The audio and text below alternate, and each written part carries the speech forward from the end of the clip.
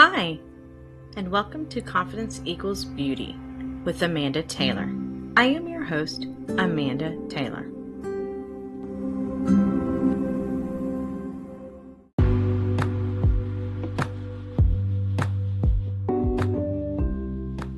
Do you want to commit to making the changes to be a better you? Do you want to gain confidence in yourself? Here are some tips I found that when I changed these things about myself, I became much happier with myself and I became more accepting of who I am.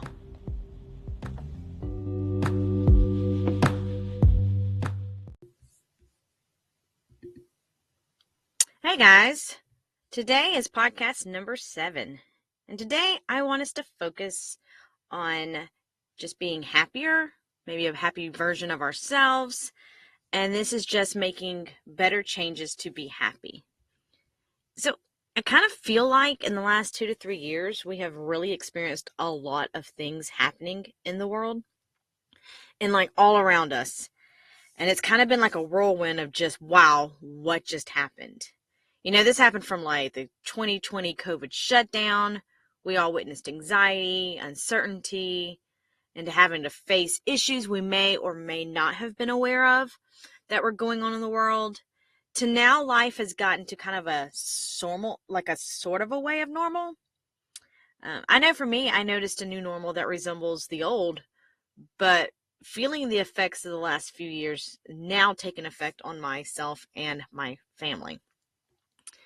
I just feel like I really had to face some things in my life I knew deep down were holding me back from being truly happy. I just did not really want to make the time to really do the work in myself and face the fact that deep down I was not happy. On paper, my life looked great. I had the career, I had husband, I had the children, I had the nice house, the cars. I could just name a bunch of things, but if you were to ask me if I was happy, I would say yes. And I recognized the areas of my life that were well. But deep down, I just felt off. Like I was saying the right answers to questions. I could see the blessings and the good in my life, yet I was deep down not feeling 100% really happy in myself. Now, the events in my personal life where I had a child within days of the COVID shutdown, and now I was a mom of a new baby, and the whole social distancing and the school shutting down, both my husband and I working remotely. Well, I didn't really actually go back to work because I was on maternity leave. And that's a whole nother story. I eventually did go back to work in October, and then I realized I really wanted to stay home with my children. So I decided to take a career break to be a mom and just do things that I needed to do for my family. I really look back on this time and I can blame this kind of as the reason I was unhappy. But the truth is, this was the time I had to face some real deep down issues within myself.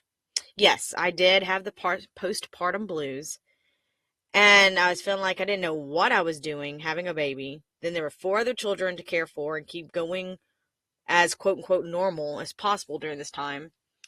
But I also really had to dig deep to figure out what was really going on inside of me. And this took some time. It took creating new habits and breaking some old habits that were not benefiting me at all. And looking back, I can honestly say I'm glad I went through this journey because now, 2, 3 years later, I can honestly say I have found a way not just to answer the question of are you happy as yes, I'm happy. I actually believe that the journey is still going on and I'm in a much better place than I was back then. So when I was reevaluating my life, I had to look at the habits, what I was doing, and there was habits I started adapting into my life. And if you can relate to me, or you find yourself in a season of your life where you are just like, blah, or I don't know, in a funk, just not really happy with yourself. I hope that the habits that I changed in my life, I hope these tips can help you.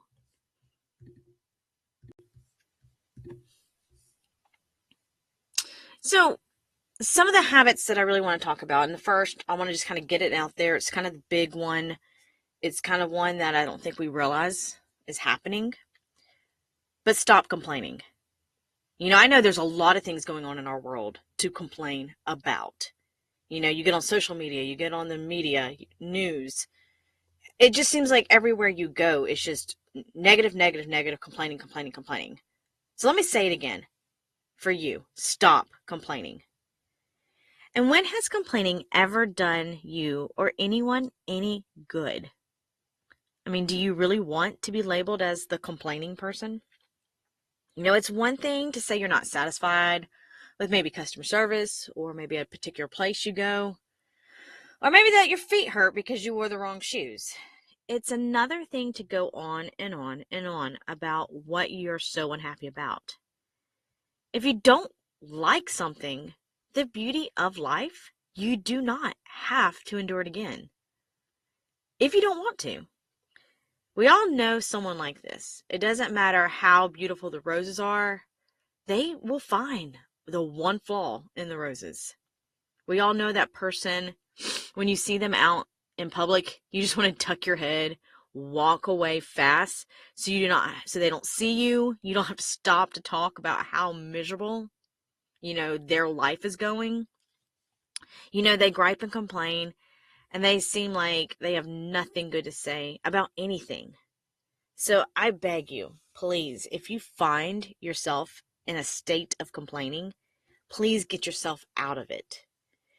If you're not sure if you are one of those people who complains a lot, ask your closest friends, ask your family. Do not get upset if the outcome is not what you're hoping for. You can make the better changes in yourself. I didn't realize how big of a complainer I was. I really did. One of my first responses was the negative. I saw it and I would state it or something I just didn't like. And so that is something that I really had to face really hard and strong, that I kind of complained a lot. And I don't like to admit that I was the kind of person that complained or that described me, but that was part of a habit I had adapted. So I had to work on how to stop complaining. So how do you stop complaining? Start looking for the good in every situation. If you see a cloudy day, look for the beauty in the clouds. You keep going to the same stores and you cannot find anything good from going there, go find a new store. And if you have to walk into that place, that store, the one that's always gross and you can't ever find anything, bad customer services, remove yourself from that. Try to find a new store. If you don't like how someone's treating you, remove yourself from their presence. Complaining is a bad habit we all get into. And once you start the cycle of engaging in complaints, it just becomes like a downward spiral. And it's so hard to get out of it. Complaining is contagious. So be careful who you are around, so you don't get in the trap of complaining. I found myself kind of around other people who complained.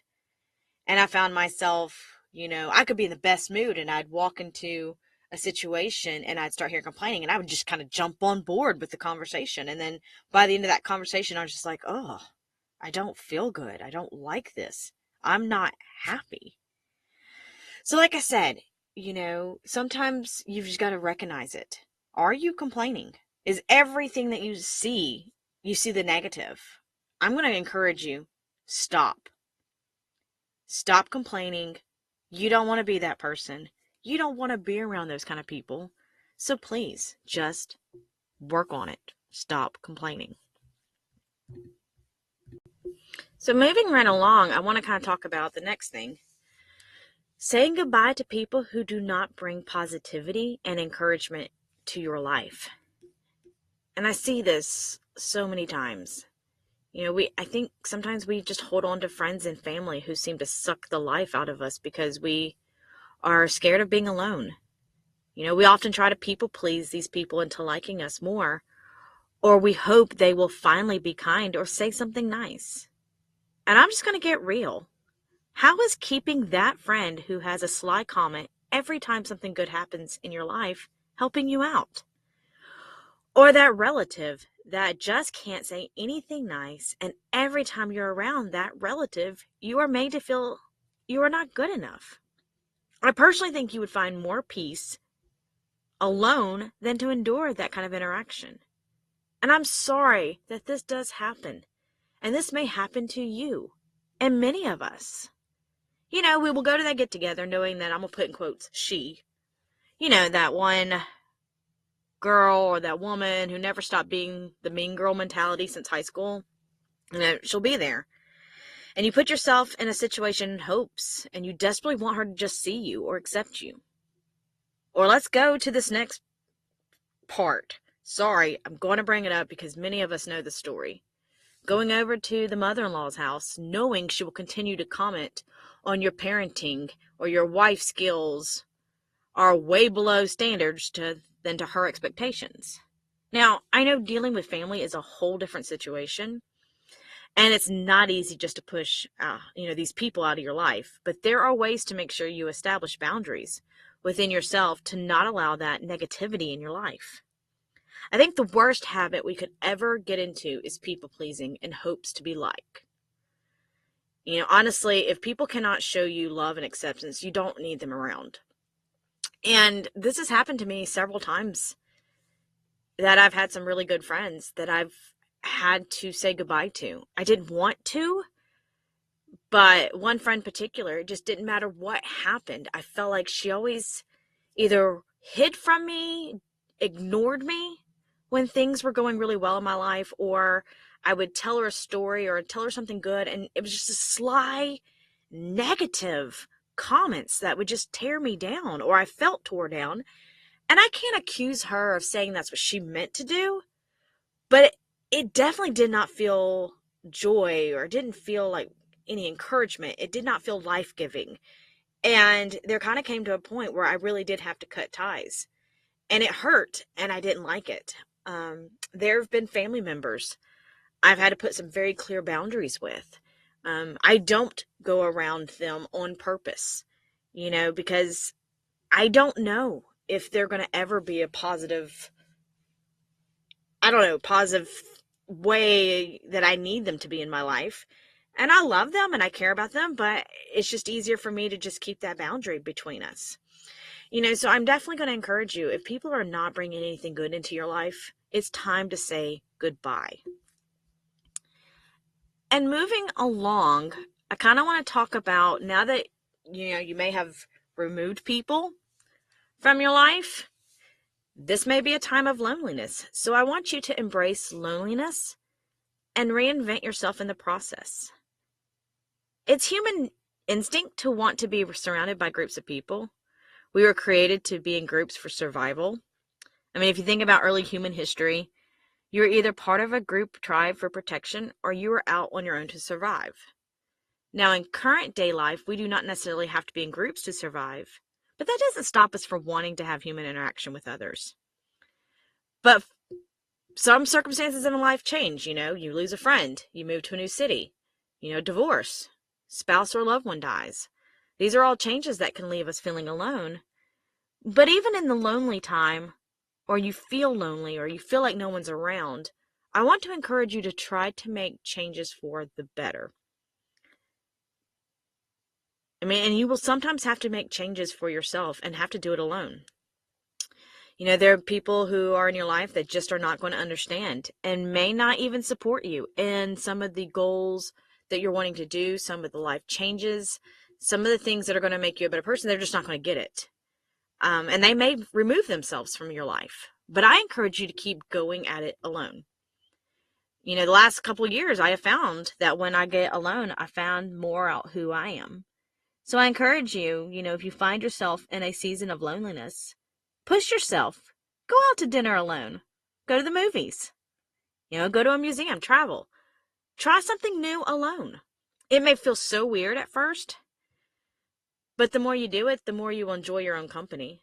And the best way to really find yourself and then go through the process of self-improvement is to embrace your own company and love who you are. This is not as easy for those who are us moms who do not have a lot of free time and who do not, we have children, we're always going. This may, you may be busy, busy, busy, but I encourage you find some time to get alone and work on the things that will make you basically you. So another thing I want to talk about is TV and internet controls. So as a child, I grew up in church, and I heard over and over, pay attention to what you watch and hear. And so I kind of remember like a Sunday school song. It was like, be careful little eyes what you see, be careful little eyes what you hear. There's a Father up above, he's looking down with love, so be careful little like eyes, ears, what you hear.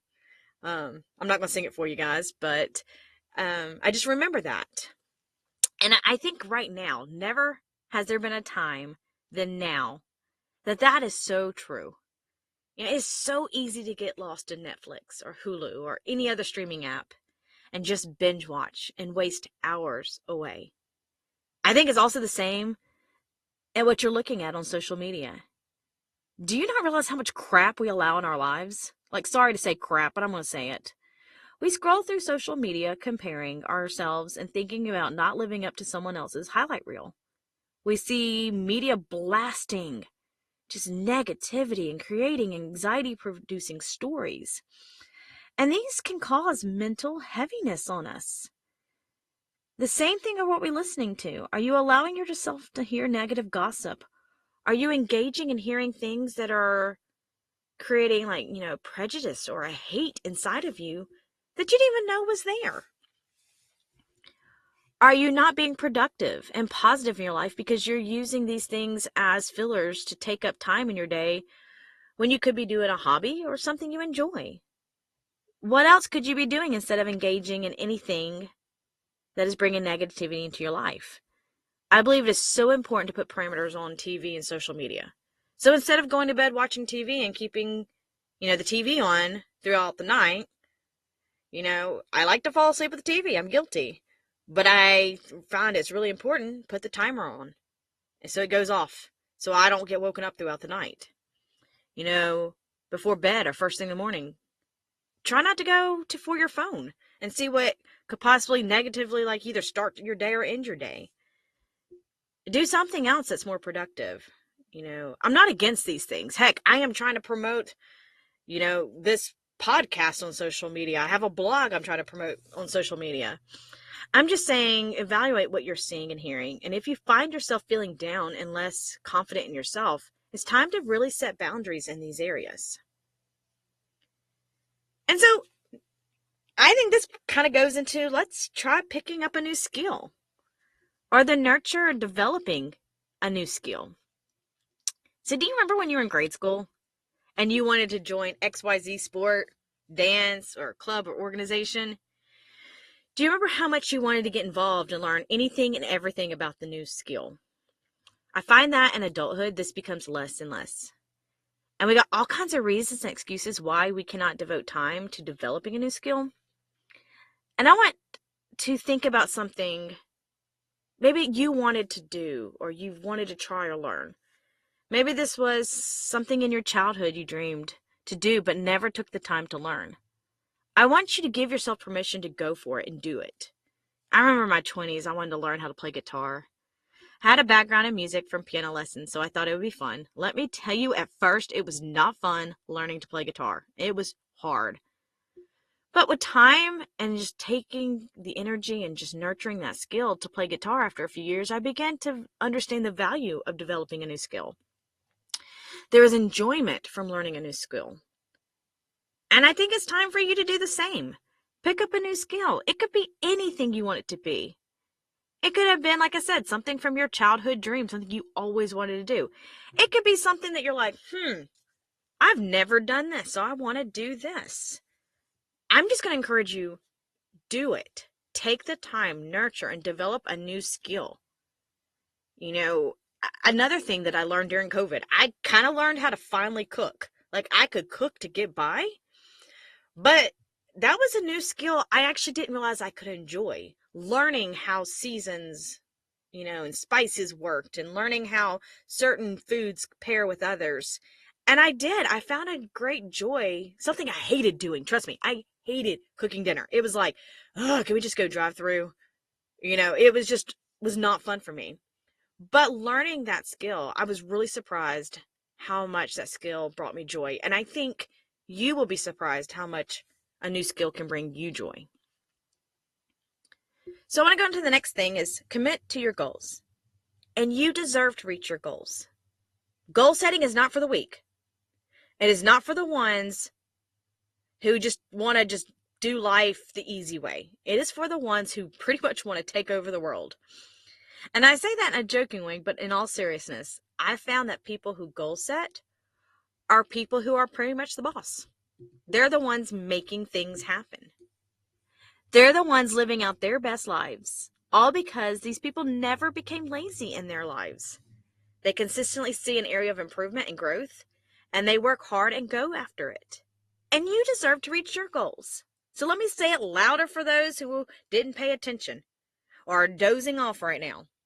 You deserve to reach your goals. Your goals are yours. So set them. Commit yourself. Tell yourself you deserve to set the goals and work your butt off to make them come true. And once you set your goals, don't look back. Keep your eyes forward on the prize. Now, I do not remember a time in any sports history when a team or an individual player said, man, I wish I'd never worked hard at playing to win the national championship. Or, man, I wish I had not practiced or conditioned like I need to. No, you see these players and the team rejoicing as the team celebrates the hard work that was put into winning that big game. And I encourage you to have that same mindset. Work hard and get that goal. And even if the goal isn't reached 100% or the outcome doesn't go exactly the way you had hoped it would, still celebrate it.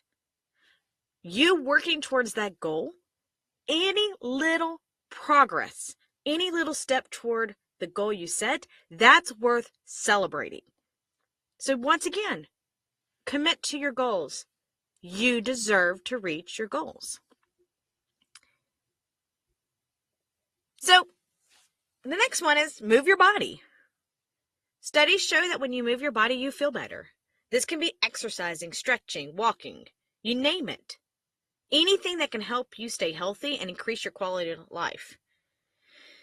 I do not need to show you comparison pictures of people who are quote, quote, couch potatoes or overweight, with health problems versus a person who takes care of themselves and lives an active life. You know the stories, you've seen the articles, you've researched them, you've seen them.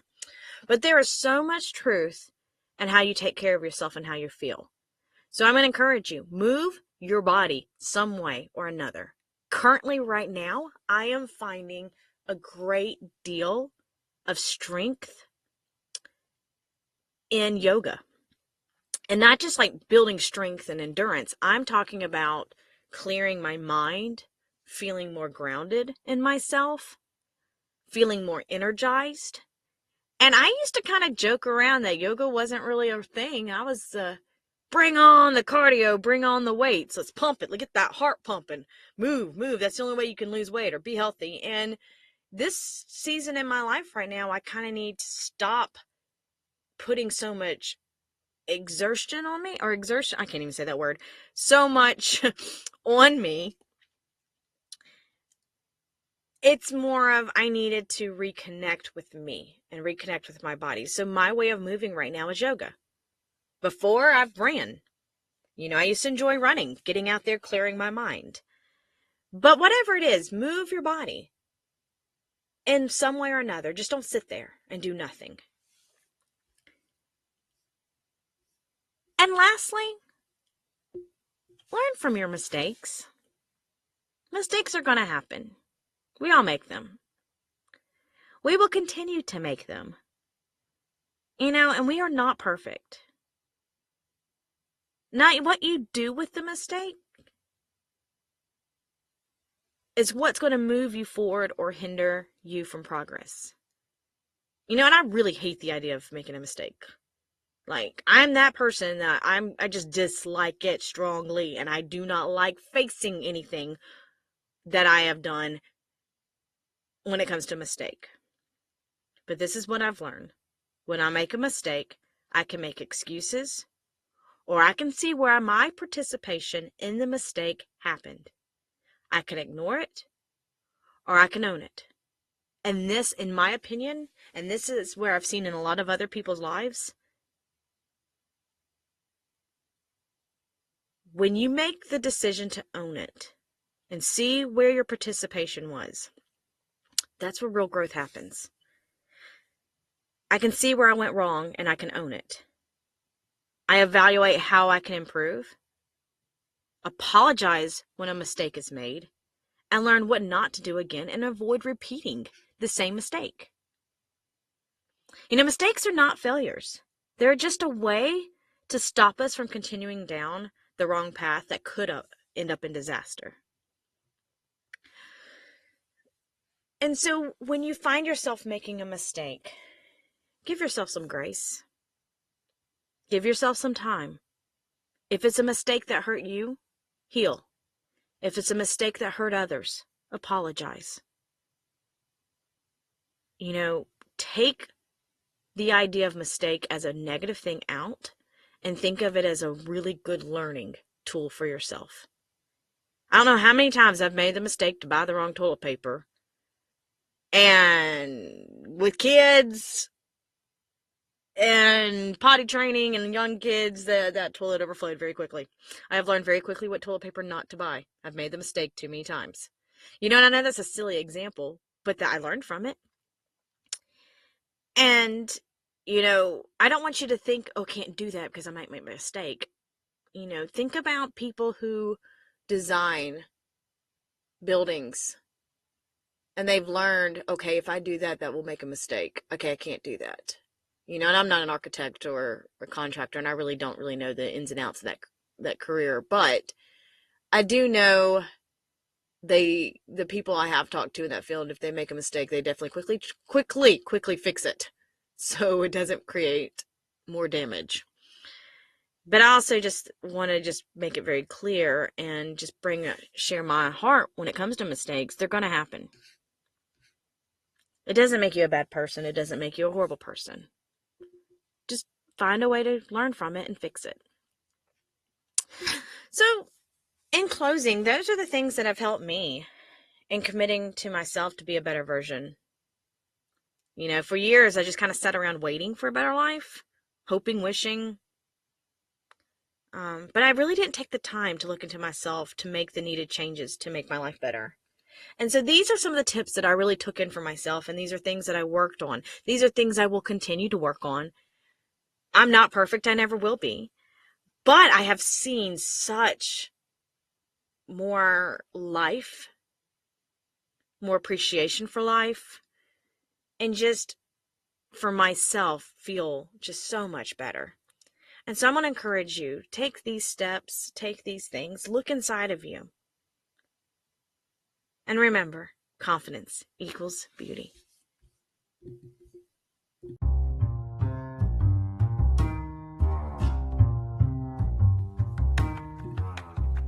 If you're looking for more information to read on building confidence or just any life situations, please visit www.confidenceequalsbeauty.com. If you have any questions on any topic you want me to cover, please email me at amandarobinsontaylor@gmail.com. If you would please help me get this podcast to more people who could use the community and support, please like, follow, subscribe, and share this podcast. Also, please rate this podcast, preferably a good rating, so this podcast can reach more and more people. I want to thank you for spending your time with me, and remember, confidence equals beauty.